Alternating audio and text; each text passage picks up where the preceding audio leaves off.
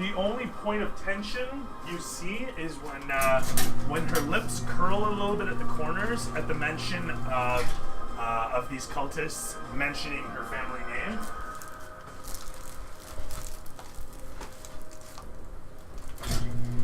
Can I roll to see if she's lying to my face? Two people smoking. Right, sorry. Can I roll to see if she's lying to me? Yes. You don't Okay. apologize. And a roll I'm sure insight she for has that. proficiency in lying too. Oh, Yeah, not my. oh, Not that one. Because sorry, whole family's a bunch of lying snakes. Never told a lie. That is so fucking At least not one that bullshit. anyone was left alive afterwards. Exactly. What is this? Insight? Yeah. This would be an insight test. 18. Um. Do you want to roll against me? Well, actually, no. She's not lying.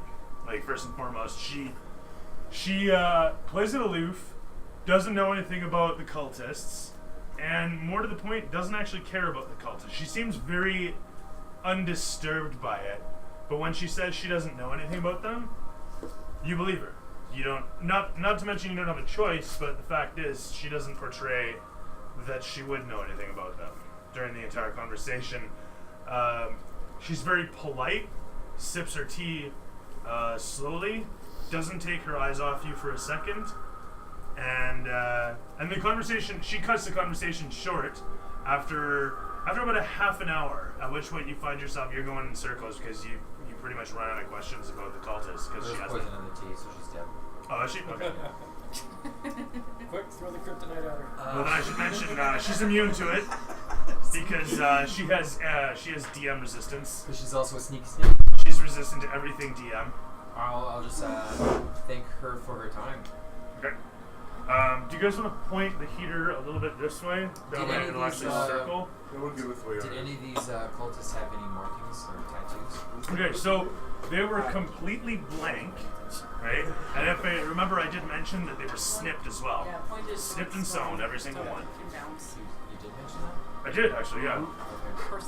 They look like war boys in terms of them being. Oh, you haven't seen that Max, but they look like they're pasty from head to toe, completely pale, and more to the point, as I mentioned in the email there, was that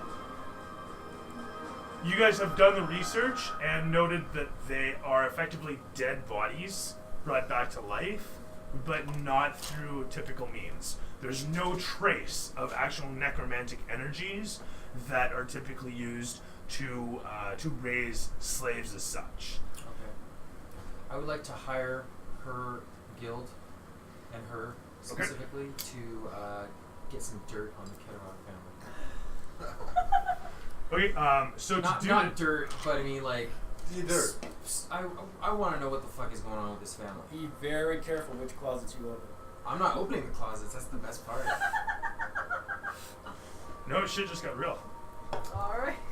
Okay, Oh so my I'll let God. There might be Somebody actual who's in the skeletons with church. swords in those Whoa, whoa, whoa, closets. hold This on, is hold an on. investigation. First and foremost, you guys can figure out price and discuss that amongst yourselves. Oh, the church will pay any price.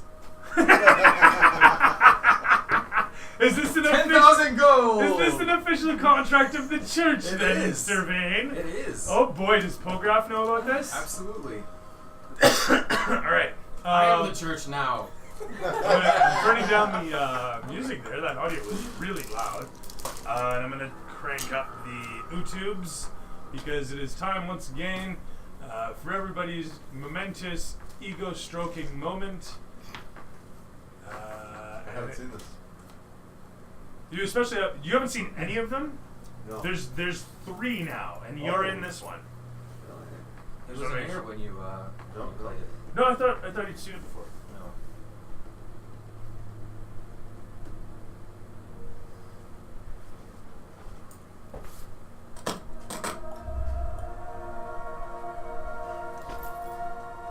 Sorry, one sec. You know what? Fuck. Gotta use it up. And there go the eardrums.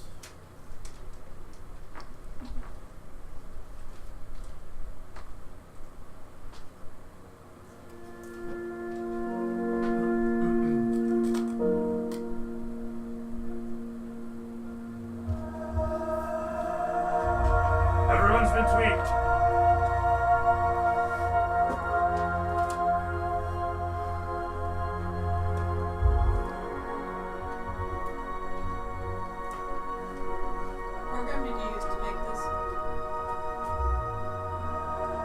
Speaking of Skyrim, that's totally Winterhold.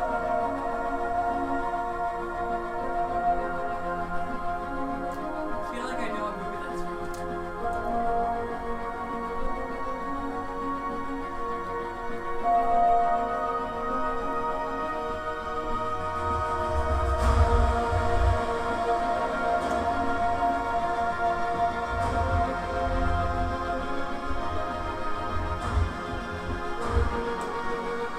Sick.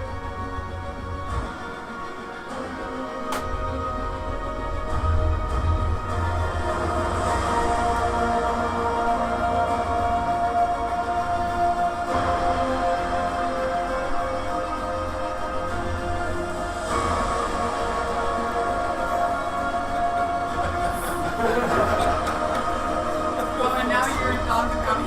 Okay.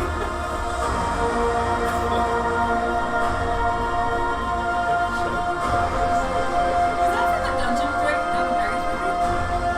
It's from World of Warcraft. Or it's from Warcraft, the movie. I still need to watch that. I know it's not great, but it looks like fun. Don't listen to what everyone says. It's a good movie. No, well, it's one of those cases where it's like full on movie bloat. It's like an hour longer than it should Should have be. seen the other ones. Epic, dude. Want something? Chuck Norris. I don't really I'm a like Blizzard Warcraft. fanboy, so I was I. not Oh, expecting fair him to enough. be Chuck Norris. Oh, that's Full fucking of six. sick, man. Yes. Raising the gun. That was funny. Got that part Chuck where he pulls Norris' the trigger and it mustache pops can out cure the side. cancer. That's a known fact. My kickboxing instructor was just crazy in love with Chuck Norris. It was so funny. It's like Chuck Norris is the best guy ever.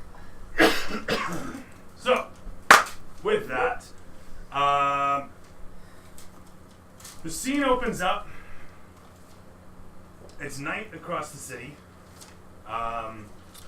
Early morning, as a matter of fact. I have a question before we go forward. Yes. You say that these monster zombie guys are held in the church dungeons. I'm decently well done in the church, and since I hear that it's not normal necromancy, that makes me think it's like a god of death or something. So can I Okay. like roll religion? Over the course of the month, it comes up who wants to be part of the research, and I guess I ask you, do you want to be part of it? Yeah. Okay. I almost feel like it just odds or evens you into the group, but in this case, yeah, go ahead, throw research. We'll say that you're in because you know the saviors personally, et cetera, et cetera, et cetera. I She don't- could I be don't- involved. Well, not necessarily. She's Yeah. an Ogmite. So, they would do the research and history. Oh, you're Maybe gonna trust they would my do research. the indexing of the research. This is Palerite territory, typically. But he trusts me. Because like That's I've saved fine. his butt. That's absolutely fine. Natural 3. So let's see. Oh, that's why the prisoners died. 3. So 9. Yeah. Because I have a Let's plus just 6 see to what's religion. inside. So Elonly decides to give one of them a lobotomy and misses.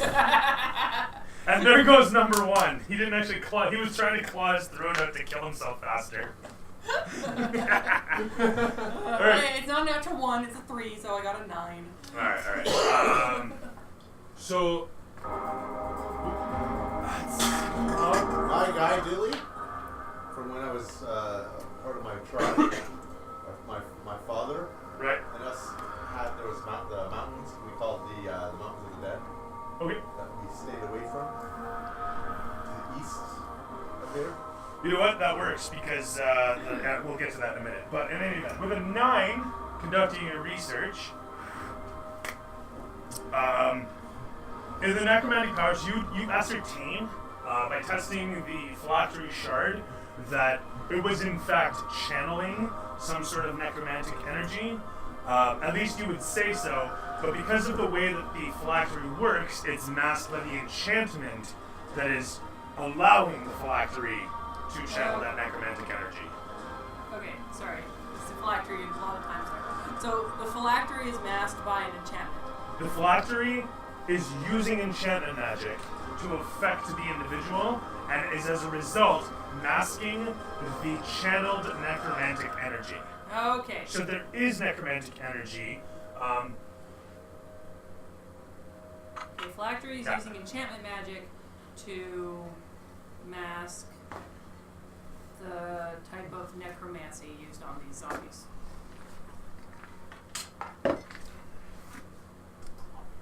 Okay. So that said, See, aren't I just a perfect little Ogmite? My book. not bad. 5 experience. In Also, that case, you can have 5 experience too because you have a very nice little book as well. What about my book? you didn't write What that. little book? What are you talking I about? might have one name written down. Whatever. And it's not even. Mine is 5 experience. Ain't that bad, Jesus. Just want to make sure I'm not missing anything. Okay, right. Necromancy magic. Early morning. The camera pans across the horizon. It shows an alleyway and a cast shadow on the wall, and the footfalls of a slim elf, replete in the robes of Palor, steals away through the darkness. Close behind, his entourage follows. They keep quiet and keep a distance as per his instructions, stopping at the mouth of the alleyway as he comes upon a set of tenements, overhead apartments that rise up. Looking at the ladder ahead of him, he gives a sigh and begins to climb, climbing up towards the offices of the Tabashi. He has business to discuss. Are you talking about Curtis? The camera whisks away. Actually, I'm talking about Vane. Camera whisks away Sorry. over the horizon of the city and lands nearby a window where a different entourage sits awaiting. They hiss amongst one another, their long tongues slurping inside their heads as they smell the air. Inside, an old man sits across from an old woman. The old man, although he looks younger than the old woman, is far, far older. And he says to her, "Truly the scope of damage possible should not escape you, Lady Kedrog. My son may have his haphazard methods, but if it were not for that blood, I would not be here this day." In the background, a silhouette passes by and then stops, and then moves to the one side of the door. You hear the echoing voices clearly from beyond the curtained doorway. The city may very well not be here this day. I offer that this be the sole business of the Kedrog family and state that I trust my son's judgment. So be it, Lady Kedrog. The old man picks up a pipe from the nearby stand and looks at it, curious. And he gives a breath into it, igniting the bowl, then takes a puff of the other side, Like he ignites it by breathing into it? and then exhales. The flavor is pleasant. Yes, my husband's prefers. It's poison. It explodes. They all die. Know that the fates may come, my lady, that you should rue this decision one day. I pray not.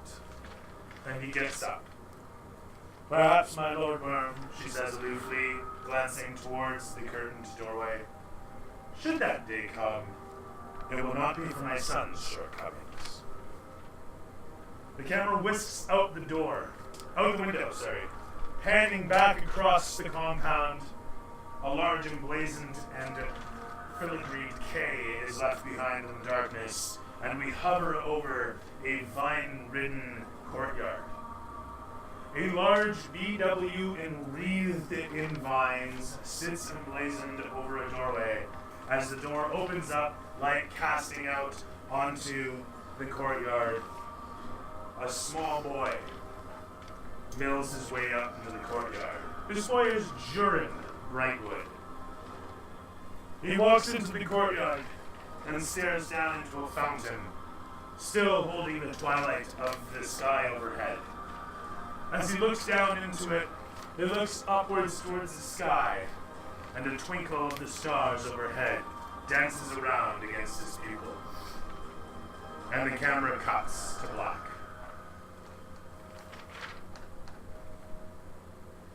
We open up with Vane sitting in